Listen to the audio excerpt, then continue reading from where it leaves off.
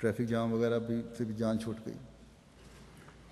ایک بات جس کا اس مرتبہ مہمانوں نے میرے پاس اظہار کیا، اور یہ بڑی اچھی بات ہے، کہ امیر صاحب اور جلسے کی انتظامیہ کا شکریہ ادا کرنا چاہیے۔ انہوں نے کہا کہ رہائش گاہوں پر بار بار آ کر ہماری ضرورتوں کے بارے میں امیر صاحب بھی پوچھتے رہے اور انتظامیہ بھی پوچھتی رہی، اور یہی نمونہ ہے جو ہمیشہ قائم بھی رہنا چاہیے اور دنیا کے باقی ممالک میں بھی انتظامیہ کو دکھانا چاہیے۔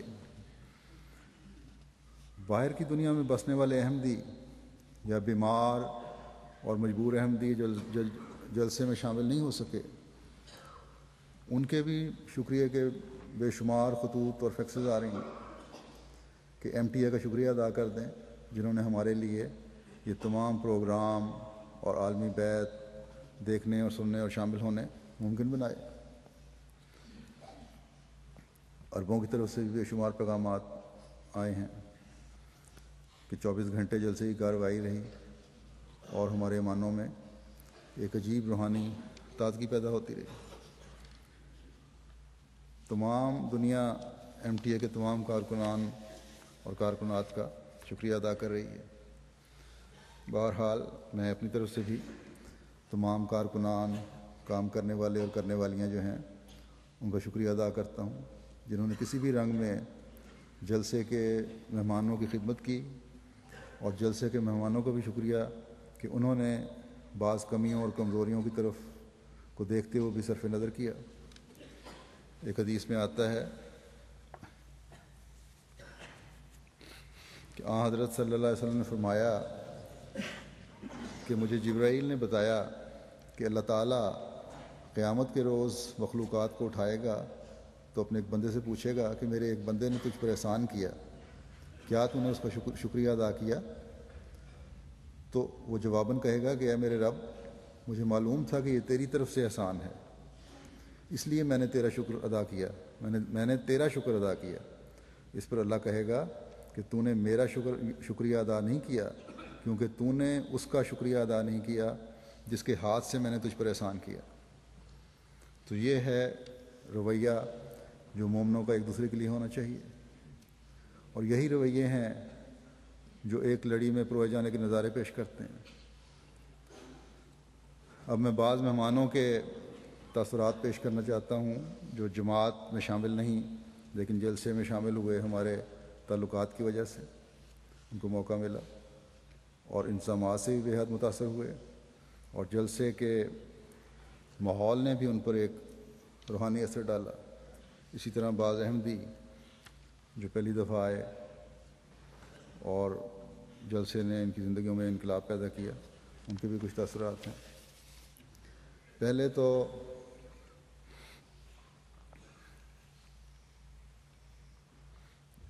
سویڈن کی کالمار کاؤنٹی کے صدر ہیں، یورپین یونین سویڈن کی نمائندگی کر رہے ہیں، راجر کیلف۔ انہوں نے اپنا بیان بھی کیا تھا وہاں جلسے پہ، پھر لکھ کر بھی دیا کہ میں نے اپنے ملک میں اپنی پارٹی کے لیے اور دنیا کے بہت سے ملکوں میں کانفرنسوں میں شرکت کی ہے اور آرگنائز بھی کی ہیں اور جلسے بھی اٹینڈ کیے ہیں، مگر جو پیار اور محبت کی فضا ہر رنگ، نسل اور ملک اور مختلف لباس پہنے ہوئے احباب کے درمیان دیکھی ہے، مجھے اس کی مثال کہیں نظر نہیں آئی۔ اور خاص طور پر لمبے لمبے اجلاس اٹینڈ کرنے کے بعد پنڈال سے باہر آ کر تھکاوٹ کا بالکل احساس نہیں ہوا، کیونکہ ہر طرف سے احباب اتنے پیار اور محبت سے ملتے تھے کہ تھکاوٹ کا پتہ ہی نہیں چلتا تھا۔ افریقہ سے آئے ہوئے بادشاہ اور یورپ سے آئے ہوئے پارلیمنٹ کے ممبران اور دوسرے سیاسی لیڈران کو بھی ملنے کا جماعت احمدیہ نے پلیٹ فارم مہیا کیا ہے جو اپنی مثال آپ ہے۔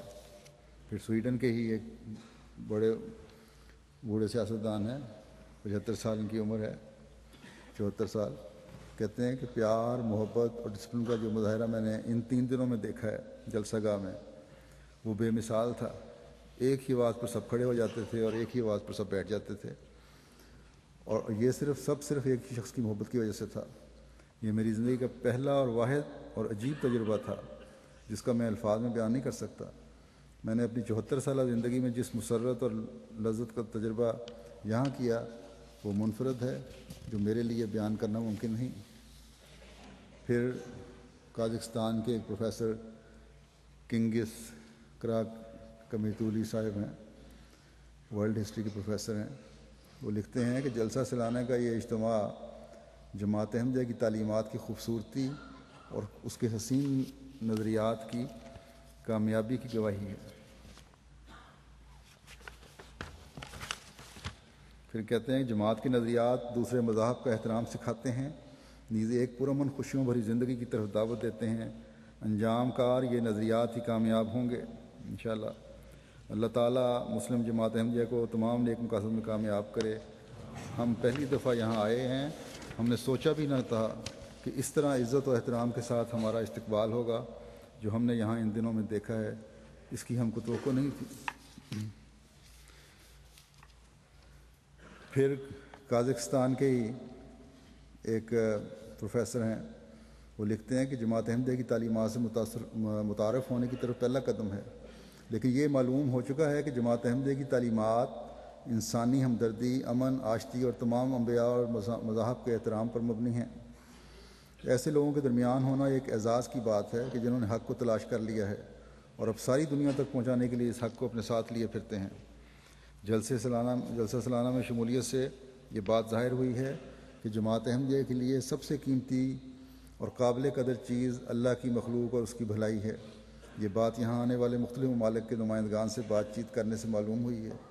جماعت احمدیہ دنیا بھر میں ضرورت مندوں اور محتاجوں کی خدمت کے لیے سکولز، ہسپتال، لائبریریاں تعمیر کرتی ہے، اور یہ بڑا ضروری چیز ہے. میں نے دیکھا ہے کہ حسن خلق میں جماعت احمدیہ ایک امتیازی نشان ہے. جلسہ سالانہ میں مختلف ممالک سے شامل ہونے والے مذہبی غیر مذہبی لوگ عام ٹورسٹ نہیں ہیں، بلکہ حضرت مرزا غلام احمد علیہ السلام کی تعلیمات کی حقیقت سمجھنے والے اور ان پر عمل کرنے والے ہیں. ہمیں اس بات کا اچھی طرح اندازہ ہے کہ جلسے میں شامل ہونے والے ہزاروں مہمانوں کی مہمان نوازی اور ان کی دیکھ بھال ایک بہت مشکل کام ہے.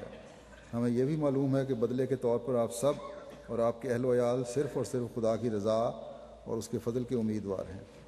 بس یہی ہے جو ہمارے کارکنوں کا ترہ امتیاز ہے، اور اس کو ہمیشہ یاد رکھنا چاہیے کہ ہمیں مہمان نوازی اس لیے کرتے ہیں کہ اللہ تعالیٰ کی رضا حاصل کی جائے. پھر قازقستان کی ایک عورت نے، انہوں نے اپنے جذبات کا اس طرح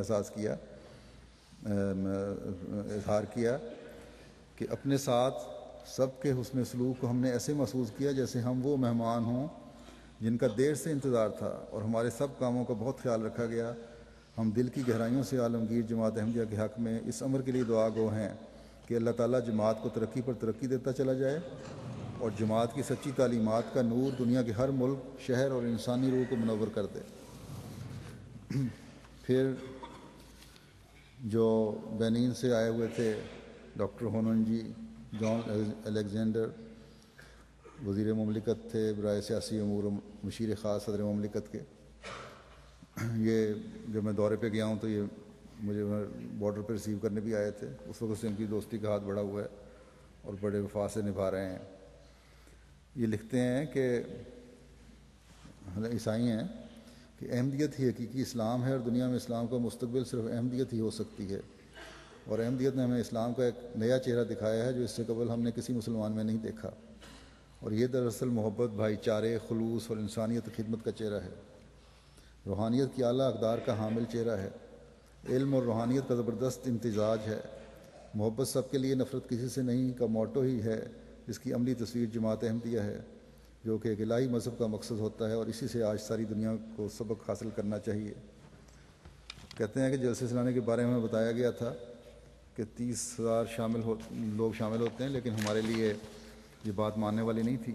یہاں آ کر اپنی آنکھوں سے دیکھ لیا کہ سارے انتظامات اور پرامن ماحول، پرسکون، ہر ایک محبت اور خلوص سے ایک دوسرے سے ملنے والے، ایک دوسرے کا احترام کرنے والے.